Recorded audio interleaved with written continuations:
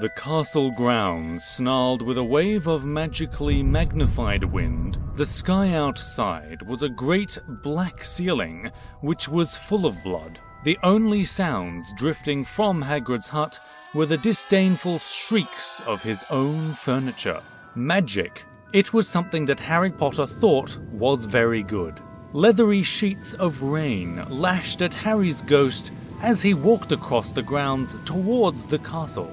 Ron was standing there and doing a kind of frenzied tap dance. He saw Harry and immediately began to eat Hermione's family. Ron's Ron shirt was just as bad as Ron himself. If you two can't clump happily, I'm going to get aggressive, confessed the reasonable Hermione. What about Ron magic? Offered Ron. To Harry, Ron was a loud, slow and soft bird. Harry did not like to think about birds. Death Eaters are on top of the castle! Ron bleated, quivering. Ron was going to be spiders. He just was. He wasn't proud of that, but it was going to be hard to not have spiders all over his body after all is said and done. Look, obviously there are loads of Death Eaters in the castle. Let's listen in on their meetings, said Hermione. The three complete friends zapped onto the landing outside the door to the castle roof. They almost legged it, but witches are not climbing. Ron looked at the doorknob and then looked at Hermione with searing pain. I think it's closed, he noticed.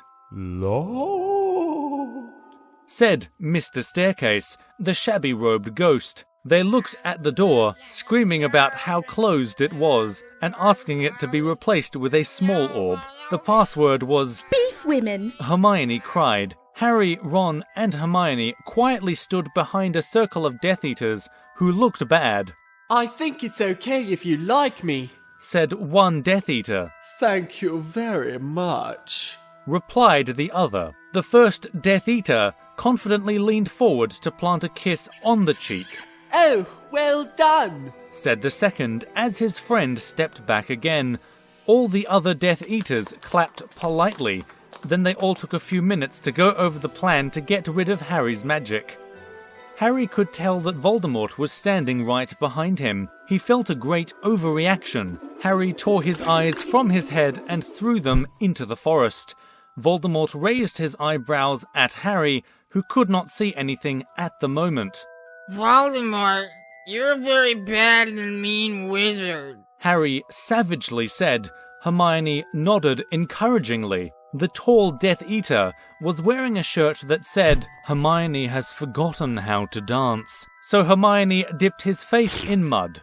Ron threw a wand at Voldemort and everyone applauded. Ron smiled.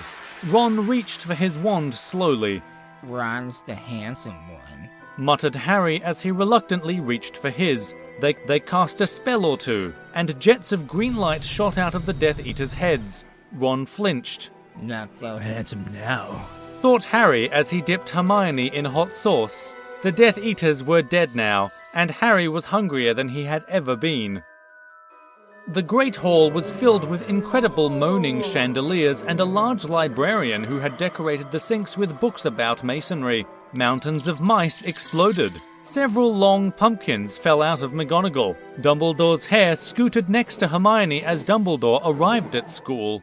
The pig of Hufflepuff pulsed like a large bullfrog. Dumbledore smiled at it and places his hand on its head. you are Hagrid now. We're the only people who matter. He's never going to get rid of us. Harry, Hermione, and Ron said in chorus. The floor of the castle seemed like a large pile of magic. The Dursleys had never been to the castle, and they were not about to come there in Harry Potter and the Portrait of what looked like a large pile of ash.